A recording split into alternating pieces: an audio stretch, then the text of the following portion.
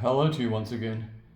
In this position, white has set the task to deliver checkmate in 2 moves in a similar yet different fashion to the previous video to do with Lev Lashinsky. What white is wanting to do here is to inflict Tutsvong on black. There is no set play here, in the sense that if black were to play a move, there wouldn't be a checkmate for white on the very next move. It requires a key move on the part of white. He must find a unique move that then will place black in Tutsvong. However, because black does have to move, he will be checkmated on the second move. So what occurs in this position at the moment is that black's king has no move. He can move this pawn 1 or 2 squares, he can move this pawn 1 square, and he can move the knight. So what we need to do is to think of a move that will force black's hand into losing 1 move later. Now, you wouldn't think that it would be a good idea to relinquish protection of this knight, would you? Well, just think about that for a moment. Also, think about the tri-square. Anyone who has knowledge of being a draftsman will at once understand what I mean by that. It is like an L shape, or in this particular case, it is a back to front L shape, meaning to say, let's just trace it from here to that. We're looking at these 3 corners. That is of paramount importance. Why? Well, you'll find out if you can see it. Very well done. What is the key move here? Well, bearing in mind what I've just said about the corners, it will involve the queen. So what we do is we play here, and very well done to anyone who's seen this.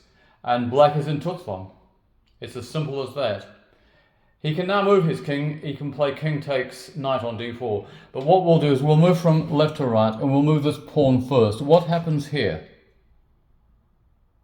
Now, if you notice, moving that pawn to d6 is self-blocked.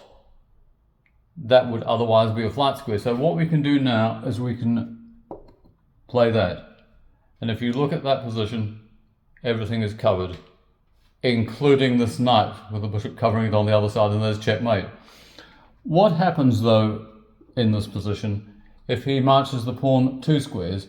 Bishop g7 wouldn't work because, like I say, he would have that flight square king d6. So how do we get him there?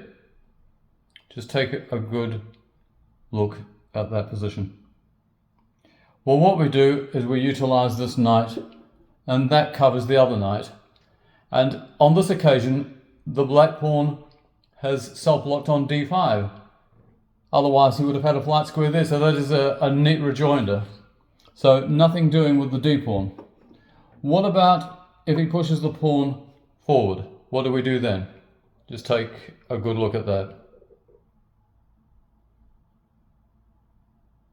Well, he's opened the way up here, and we can quite simply just move in there, which we couldn't do before. And if you take a look at that, that is indubitably checkmate. So that's very good. So that's the pawn moves out of the way. What happens if he takes the knight? How do we deal with this? Do you remember just a few moments ago I did mention the tri-square, this sort of scenario? Can you see it? Yes. Checkmate. It's rather neat, isn't it? A lovely checkmate if ever there were one. No way out for the black king. So taking the knight is not an option. Black has 1 final move. Well, in fact, he has 4 moves, all with his knight. It doesn't matter where he moves it. He can move it to here, he can take this pawn, he can go to f4, or he can take that pawn. Where do you want the knight to go? Take your pick. Well, what about if you take this pawn? But white's reply is the same no matter what he does. Can you see it? Think about the tri-square again. We've been to a1, haven't we? Yep, well done. Queen h8 is checkmate, and that is the end of this problem. A very interesting problem. and I trust that you enjoyed it. It's quite revealing, isn't it, what you can do on that tri-square, and it's worth looking out for those sorts of ideas in your own games.